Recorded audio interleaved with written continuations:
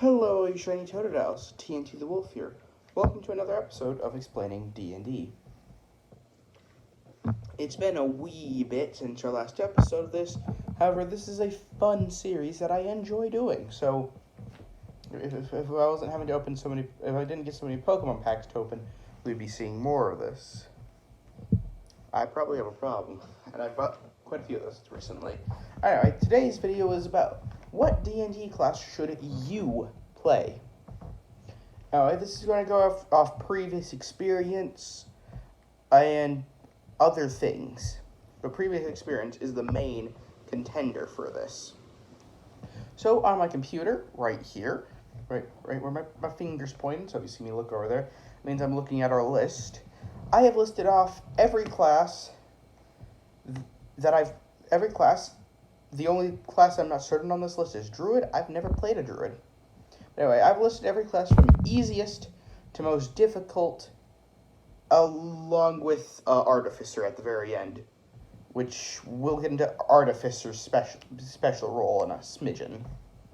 Anyway, starting off, if this is your very first time playing a tabletop RPG, whether it's D&D, Pathfinder, that means that you haven't played D&D, you haven't played like Pathfinder, you haven't played whatever the Star Wars one is called, or any other tabletop RPG, Fighter is the main one for you. Now you might be saying, but TNT, why Fighter? Well, Fighter is the simplest class out of every other class. You have good hit die, so you don't insta-die, multiple attacks that help you out, and that's about it. That sums up Fighters. That isn't very hard. It's great for new players, since this is a kind of complicated game, and a lot of new players struggle with like different rules. So if you don't so Fighter is just the one that you go on, so you don't have to worry about your class too much. And here's my rule of thumb: never let a new player play a caster. If they've played another tabletop RPG, maybe let them. However, if they've never played a tabletop RPG in their life, never let them play a caster. I made that mistake once. I warned my players that we had done like a one-shot before. I don't think that y'all should play casters. They're kind of difficult. All of them pull up a caster. Want to know how many of them actually knew what they were doing? Uno. He played a Paladin, which is who I would suggest for whenever you're trying to start spellcasters, which we'll get into Paladins in a bit. Our Ranger had used the Druid spell list, and our Sorcerer didn't do anything. He was just kind of meh. I mean, that's better than just failing miserably, but, like, he died the Sorcerer died. Sorcerers are very flimsy. Actually, he had played the game before. I don't know what he was expecting for flimsy Sorcerer. Anyway, so just never let new players play spellcasters. Unless they're, like, played another tabletop RPG. Alright, our next class is they're not fighter class, but they're still simple. This is the Barbarian and the Monk. Whether you're pissed off chopping off heads or cool and calm beating people to death with your bare hands, these classes are also fairly simple. The Barbarian is a bit simpler than the Monk. However, they don't have the skill checks and spells or any of that other stuff that the Rogue has, or the Paladin or the Ranger. I've also never played a Ranger. Anyway, yeah, these are pretty simple. Barbarians just have their rage. They get extra attacks. They're I would describe them as the next step after you have played a fighter. Personally, I never did play a fighter. I read the books 4 times in a row and just memorized it all. And I still don't... And I like the Barbarian and the Paladin. Those are my 2 favorite classes. So I would suggest, yeah, maybe you might let your new players play those. Those are definitely... Yeah, they seem good. Next up, we have the Rogue in our Tier 3 category. Yep, we went from calling them not fighter to 3. The Rogue is just a bit more complicated than the other non-spellcasters without being a spellcaster, or a semi-spellcaster. or bad. But yeah, rogues are just a smidgen more complicated. They got lock picking, thieves, tools, sneak attacks, stealth attacks. Some players don't. My DM, well, my friend when he was first time DMing, he didn't understand stealth attacks. And it's like, unless you're actively sneaking, you can't use a stealth attack.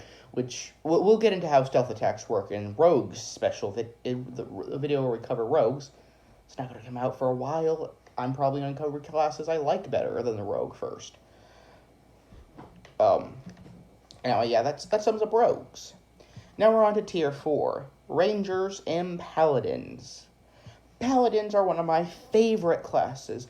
They have a sprinkle of spellcasting, a good bit of support, and I can actually get hit more than kills me. Doesn't kill me. Looking at you, wizards and sorcerers. Why in the world would you play? Anyway. But yeah, the Paladin, you can wield good swords, good armor, and you just have a smidgen of spells. Ranger, I believe, has a few more spell slots, if I'm not mistaken. I've actually never played a Ranger, but like they're kind of like a hybrid class that's really bad. In general, don't play the Ranger, they suck. Anyway, next up we have our first group of official spellcasters, the Warlock and the Cleric. So this is Tier 5, I believe, if I haven't lost my count. Anyway, the Warlock and the Cleric. The Warlock has the least amount of spell slots out of any class. They're a good early spellcaster if you want to play a spellcaster that isn't a hybrid whenever you're learning. I personally don't like them very much. They're too cantrippy, not enough, hit stuffy. I like my melee classes, my non-spellcasters, so the Warlocks ain't really my thing. As for Clerics, healer's always good for new players. Like in Overwatch or Team Fortress 2, I would suggest new players play Mercy, Lucio, and Medic. That's just my opinion. I think those are good for new players. And Lifeline and Apex, of course. So those are just... supports are simpler to play. Now, I know Clerics are just like a support that also has a cannon with them, because they're quite strong, actually, but new players won't know that. But, like, they're pretty solid, in my opinion. So, I would suggest, yeah, maybe play a Cleric. I believe they do have quite a few spell slots, so... next up we have our question mark tier.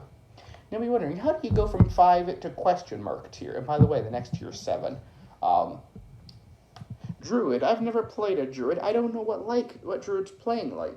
And I know that the other 3 classes that we have for our next 3 categories are pretty complicated. So I've never played a Druid and don't have the experience with it. I felt like the Druid belongs just above their new spellcasters, but not the complicated spellcasters, because from what I understand about Druids, that's about where they are. Alright, now we got the real meat and potatoes in Tier 7, the Wizard and the Sorcerer. The Wizard is a bit easier than the Sorcerer. It does have its all schools of magic, but I don't understand how meta magic works. So we're going to say Sorcerer is a bit harder, and we might actually scoot him over to Tier 8. Yeah, we're scooting Sorcerer over to Tier 8. This is just Wizard tier in Tier 7. You got your schools of magic. You have your spells. You are the spellcaster. Also, if you get flicked, you're gonna die. You have the hit dice of a freaking short sword. So you kind of bad as Wizard. I just covered Tier 7, Axe at 8. Sorcerer meta magic kind of confusing. I don't know how it works. You are also very flimsy. Next class, and the final class, tier, you have to buy another book. This is because the Artificer isn't in the PHB, which means they are a spellcaster. Sort of, kind of, maybe, not really. I don't know what the crap I would call it, other than the Artificer. But anyway, I would never let your new players play this. I have been a pretty experienced-ish player in DM, and I don't have a crap clue at how this class works, and I've played it. And I still don't understand what I'm supposed to be doing at it. Might just be the fact that I'm stupid and don't like spellcasters. But, like, I just don't understand artificers. If a player, oh, this is my first time playing, little Timmy over here, comes in with a freaking artificer that melts my own brain, I don't think my new player, who barely knows what an AC is, could play it and have fun. So don't let your players play that class. But anyway, that's going to wrap up this video. I hope you enjoyed. I hope you liked the scenery of my office, door, and window, that I pointed to the wrong ones. Anyway, yeah. Like and subscribe helps the channel out a ton.